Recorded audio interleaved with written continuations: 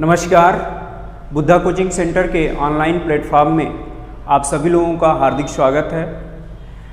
GS के इस geography segment में मैं आलोक पांडे आप सभी लोगों का हार्दिक स्वागत करता हूं। और आज का हम लोगों का जो टॉपिक है वो वायुमंडल है। इसमें हम वायुमंडल, उसकी संरचना और उसके द्वारा संपादित जो है कार्यों के बारे में सामान्य जानकारी प्राप्त करेंगे। ठीक है, तो सबसे पहले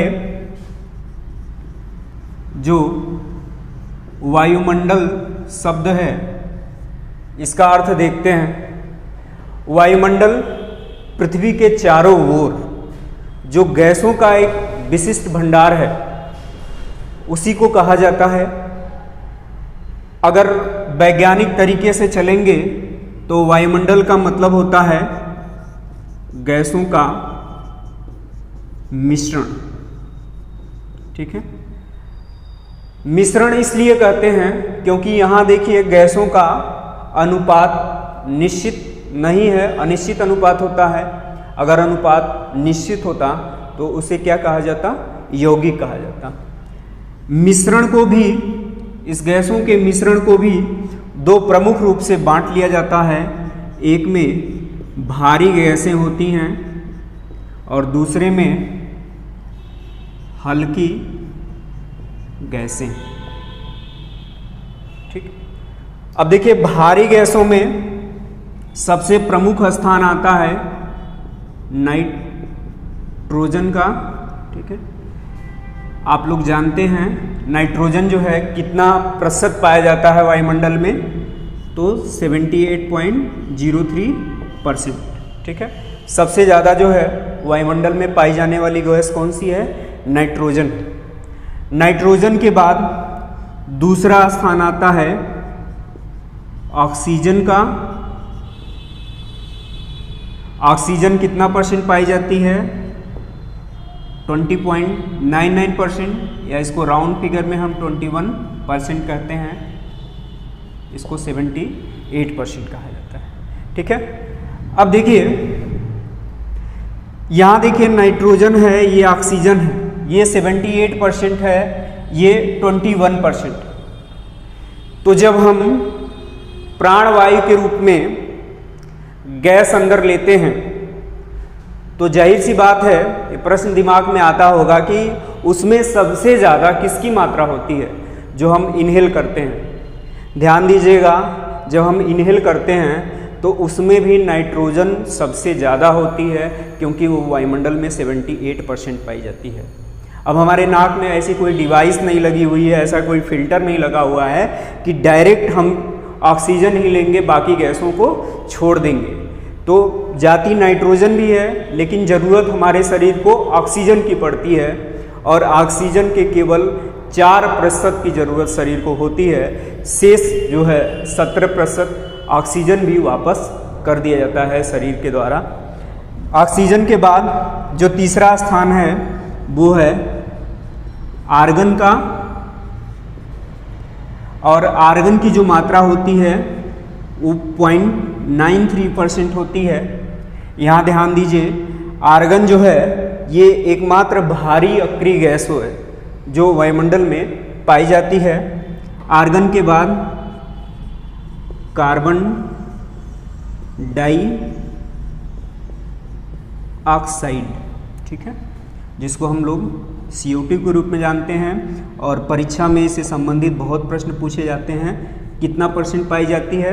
तो 0.03% जो है ये वायुमंडल में पाई जाती हैं।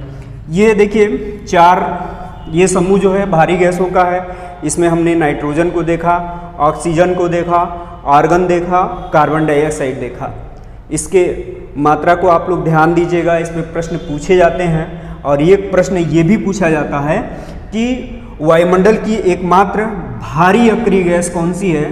तो आर्गन है, जो किसी गैस के साथ क्रिया करके दूसरी कोई गैस नहीं बना सकती है। सीधे से कहिए निष्क्रिय गैस है, अक्रिय गैस है, ये किसी गैस के साथ जो है क्रिया नहीं कर सकती। हल्की गैसों में चलेंगे तो सबसे पहला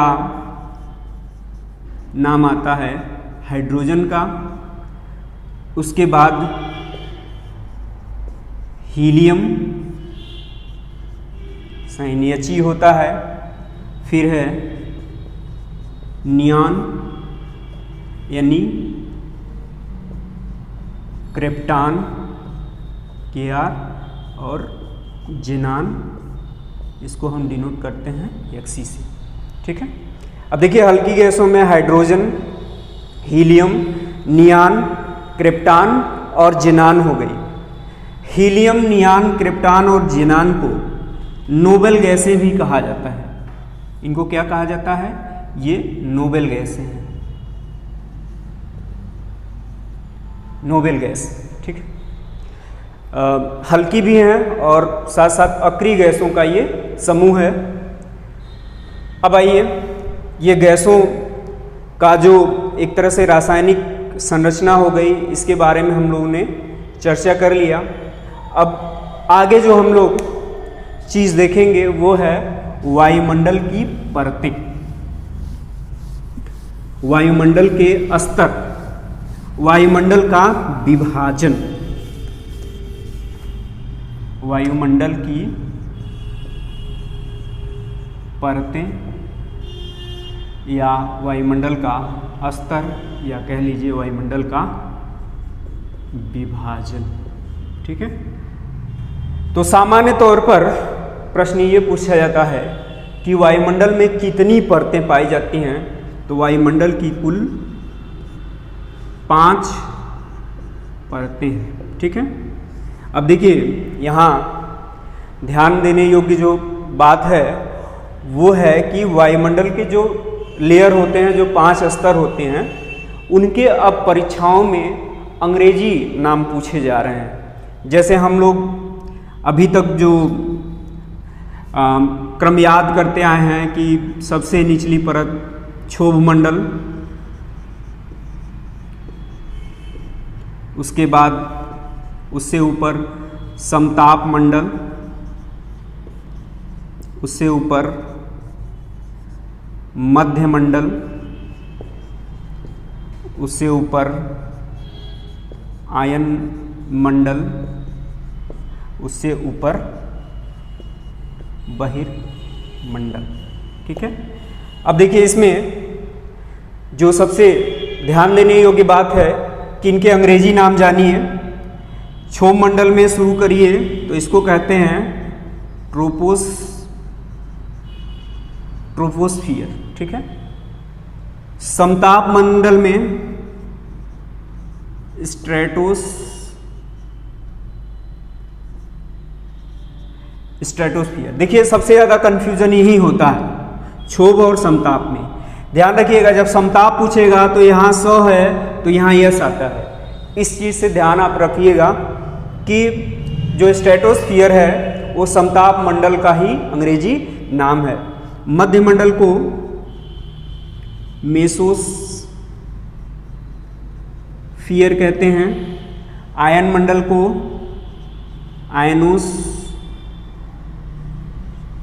आयनोस्फियर, बहिर्मंडल को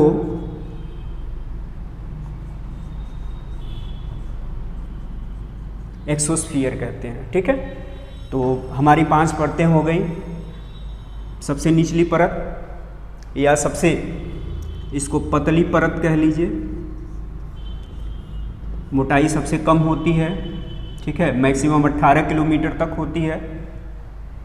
वायुमंडल की सबसे पतली परत हो गई, सबसे निचली परत क्षोभ मंडल हो गई। ठीक है, और वायुमंडल की सबसे मोटी परत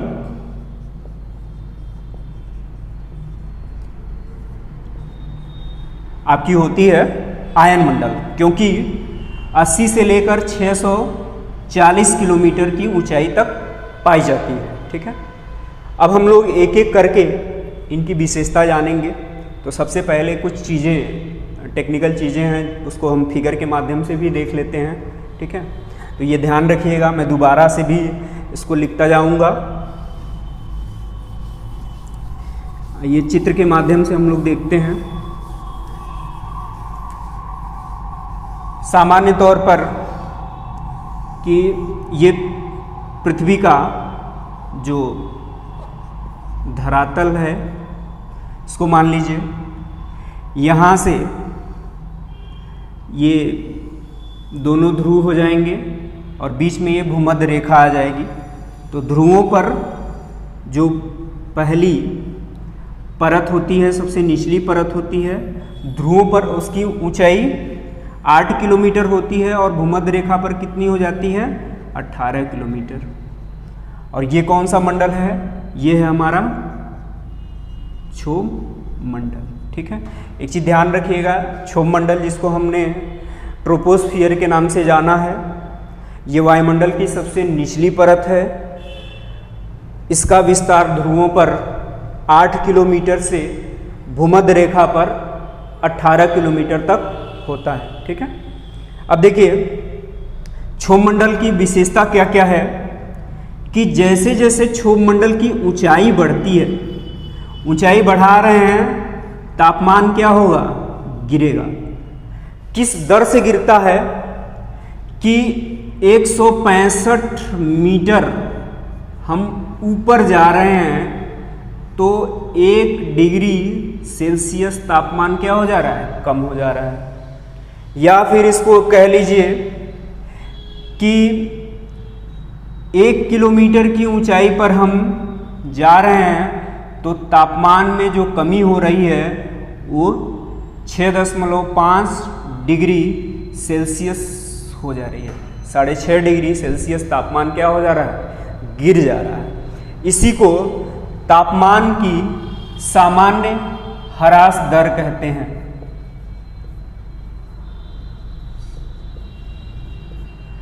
normal lapse of temperature rate कहा जाता है इसको, तापमान की सामान्य ह्रास दर। ये किस में पाई जाती है? ये क्षोभ मंडल में पाई जाती है। और इसको आप बता सकते हैं कि प्रति 165 मीटर की ऊंचाई पर 1 डिग्री सेल्सियस तापमान कम हो जाता है, या फिर कहेंगे कि 1 किलोमीटर की ऊंचाई पर तापमान में जो कुल गिरावट आती है वो 6.5 डिग्री सेल्सियस हो जाती है। ठीक है, इसके अलावा समताप मंडल में और क्या होता है कि सभी प्रकार की मौसमी घटनाएं होती हैं। मौसमी घटनाएं का मतलब है यहाँ कोहरा होगा, ओस होगा, पाला होगा, तड़ित झंझा होगा, बादल होंगे। तो इन सब मौसमी घटनाओं के कारण क्या होता है? ये वायुयान उड़ानों के लिए ये सुरक्षित नहीं माना जाता है। इसीलिए कहा जाता है कि कौन सा मंडल वायुयान उड़ानों के लिए आदर्श मंडल नहीं माना जाता है, और वो मंडल है क्षोभ मंडल। इसमें विमान उड़ना नहीं चाहते हैं क्योंकि उनके लिए आदर्श स्थिति नहीं रहती है, विपरीत स्थितियां हो जाती हैं मौसमी घटनाओं के कारण। ठीक है, तो ये सारी चीज़ें हैं इस क्षोभ मंडल से संबंधित। क्षोभ मंडल के बाद जो अगला हमारा मंडल है, अगला जो वायुमंडल का स्तर है वो है समताप मंडल। और समताप मंडल की जो ऊंचाई होती है, इसको स्ट्रेट कर दिया जाए, समताप मंडल की जो ऊंचाई होती है वो मैक्सिमम मतलब 18 से लेकर चलेंगे तो कितना तक होगा? 50 किलोमीटर तक विस्तार होता है इसका। अब देखिए, जैसा कि नाम ही है समताप, और इंग्लिश में हम लोग इसको स्ट्रेटोस्फियर कहते हैं। वहाँ देखिए स है, वहाँ यस है, स्ट्रेटोस्फियर। तो ये चीज़ हमेशा ध्यान में रखिएगा। तो समताप का मतलब आप सोच रहे होंगे कि हाइट बढ़ाएंगे लेकिन तापमान क्या होगा? कांस्टेंट रहेगा, कोई परिवर्तन नहीं होगा। होता है, ऐसा ही होता है, लेकिन कुछ ऊंचाई तक होता है जहाँ तक ओजोन गैस नहीं पाई जाती है, वहीं तक समताप मंडल में तापमान क्या होता है? स्थिर होता है, नियत होता है। लेकिन जैसे ही ओजोन का क्षेत्र शुरू होता है वहाँ तापमान में वृद्धि दर्ज की जाती है। ठीक है, तो समताप मंडल में एक ऊंचाई तक, एक नियत ऊंचाई तक, जैसे जैसे हम ऊंचाई बढ़ाएंगे तापमान क्या होगा? स्थिर होगा। मौसमी घटनाएं नहीं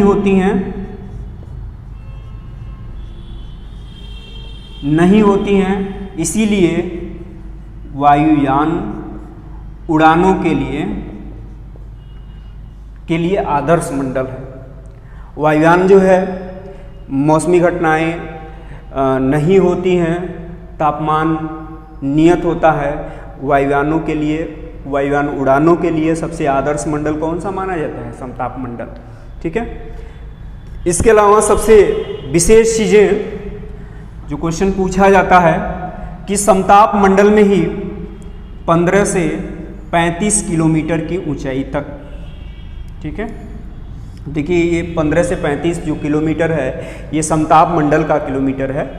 तो इसी में 15 से 35 किलोमीटर की ऊंचाई तक ओजोन का क्षेत्र पाया जाता है। और ओजोन के बारे में हम लोग ये जानते हैं कि ओजोन को पृथ्वी की सुरक्षा कवच कहा जाता है या पृथ्वी की सुरक्षा परत कहा जाता है, प्रोटेक्टिंग लेयर ऑफ अर्थ कहा जाता है। क्यों कहा जाता है? क्योंकि देखिए जो ओजोन गैस का जो आवरण होता है, जो ओजोन का क्षेत्र होता है, ये सूर्य से आने वाली हानिकारक परावैंगनी किरणों को, यूवी रेज को अवशोषित कर लेती है। ठीक है। और हम तक यानी पृथ्वी के धरातल तक उसे आने नहीं देती है। अगर ओजोन का क्षेत्र नहीं होता तो सूर्य से आने वाली जो परावैंगनी किरणें हैं वो सीधे हम तक आती और बहुत सारे जो है विकार उत्पन्न करती। मानव स्वास्थ्य में, जो वनस्पतियों पर होता, पशु जगत में होता, ये विकार उत्पन्न होते यूवीज रेडिएशन के कारण होते, जिसमें प्रमुख रूप से त्वचा के रोग होते हैं। तो ये सारी चीज़ें हम लोग जो है स्पेशली इन्वायरमेंट के जो सेगमेंट में देखेंगे। जब ईवीएस का सेगमेंट आएगा तो उसमें ओजोन परत की चर्चा होगी, तो उसे हम लोग यहाँ विस्तार से देखेंगे।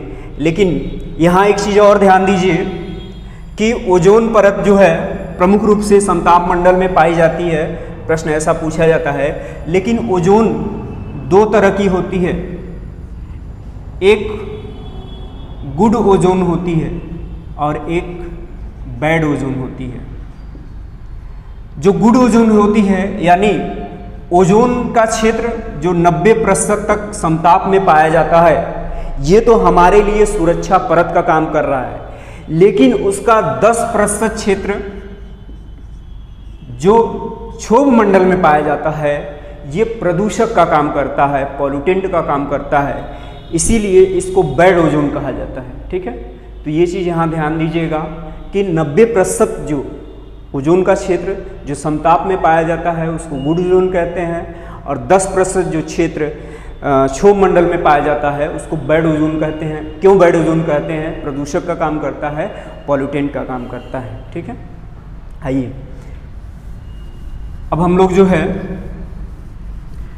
वायुमंडल की अगली परत की चर्चा करते हैं। और अगली जो परत है हमारी वो है मध्यमंडल।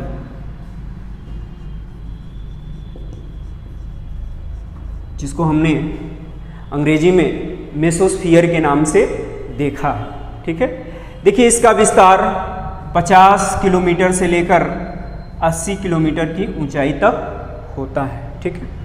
इसमें जैसे जैसे ऊंचाई बढ़ती जाती है तापमान में गिरावट होती है, और सबसे तेजी से तापमान जो है इसी मंडल में गिरता है।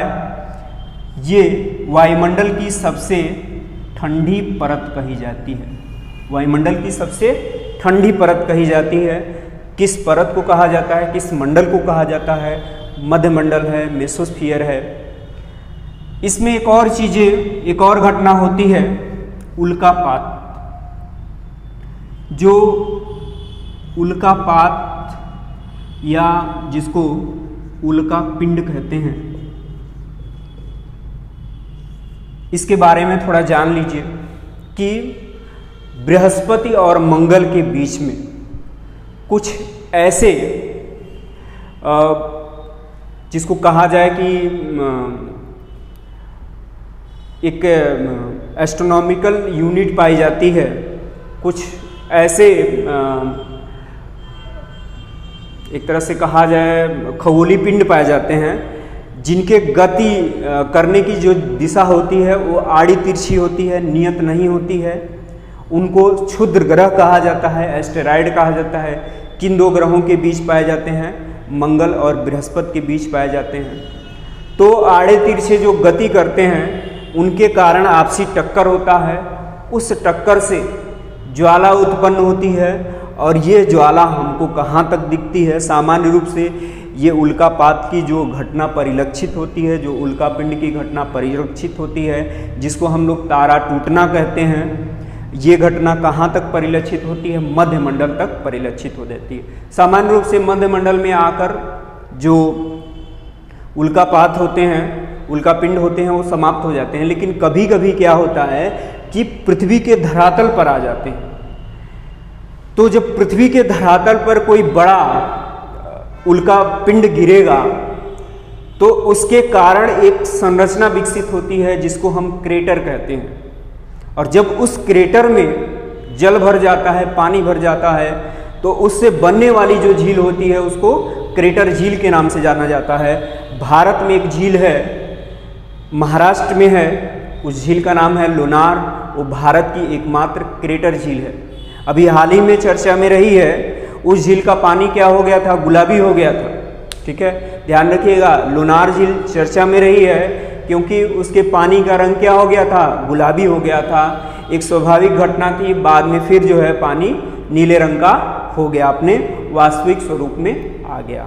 ठीक है, तो वो जो महाराष्ट्र के बुल्ढाना जिले में लोनार झील है, वो किस घटना के द्वारा बनी है? उल्कापात, उल्कापिंड के गिरने से बनी है। वो क्रेटर झील है, भारत की एकमात्र क्रेटर झील है।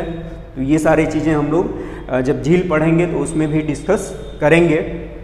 तो इसमें जो मुख्य रूप से उल्कापात की घटना होती है, पृथ्वी की सबसे ठंडी परत है। जैसे जैसे तापमान हाइट बढ़ाते जाते हैं, टेम्परेचर क्या हो जाता है? तेजी से गिरता जाता है और पृथ्वी की ये वायुमंडल की सबसे ठंडी परत है। ठीक है, आगे चलिए।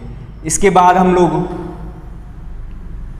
अन्य मंडल की तरफ चलते हैं, जो हमारा आयन मंडल है।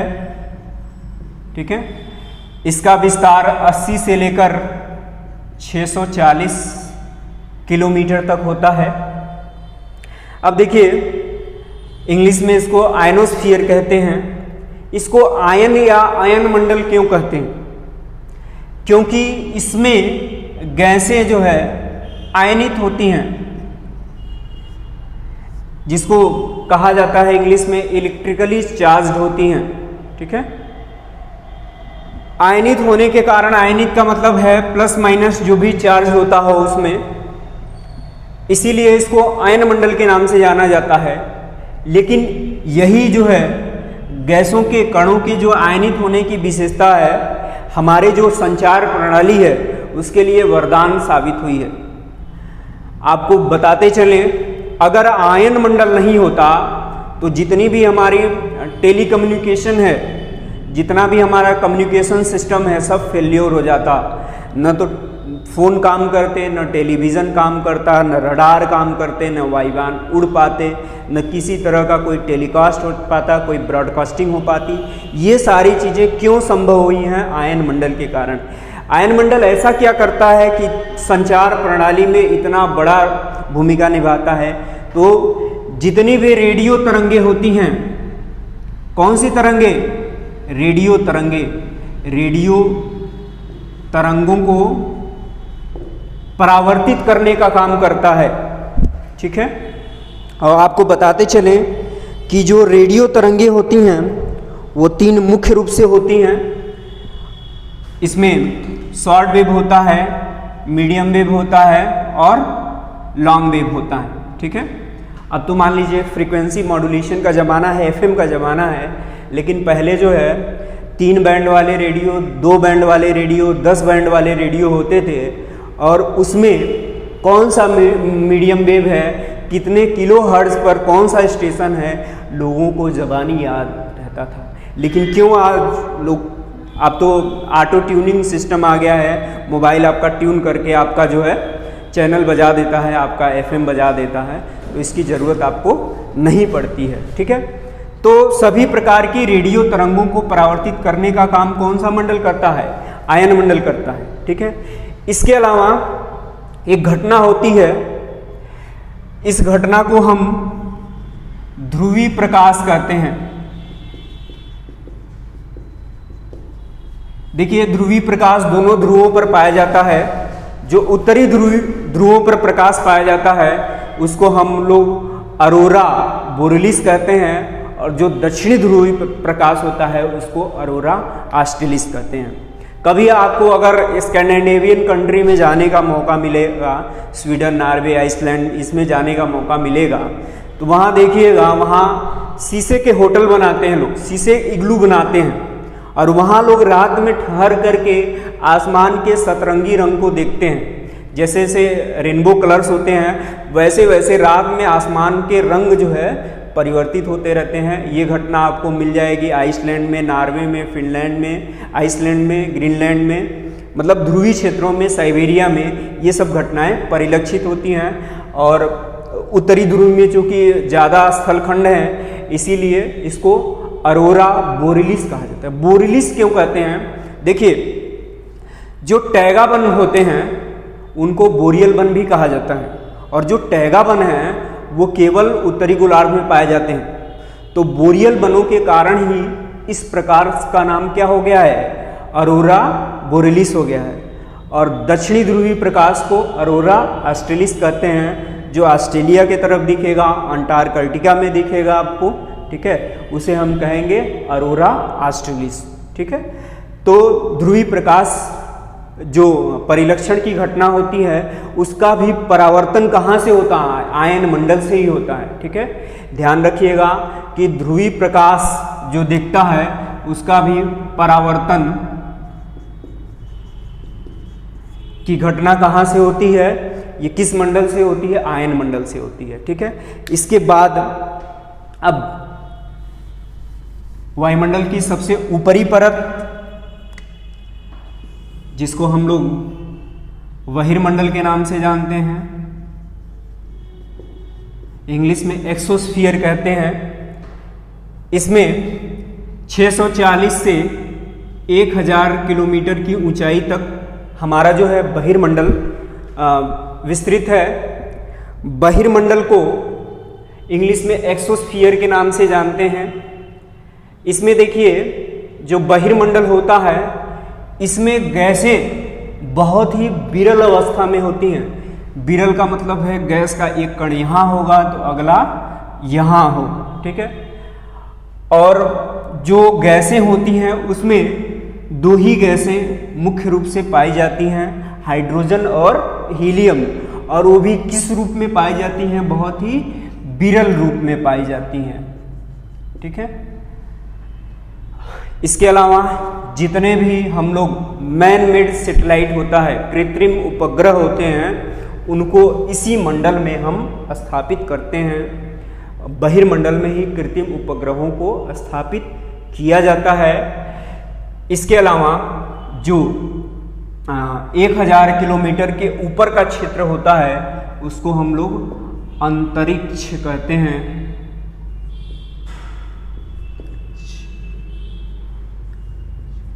और जो अंतरिक्ष का अध्ययन है वो हम लोग खगोलिकी विषय के अंतर्गत करते हैं। तो आज के इस वीडियो क्लास में बस इतना ही। शेष सारी चीज़ें हम लोग आगे अगली वीडियो में इससे संबंधित चीज़ें देखेंगे। बहुत बहुत धन्यवाद।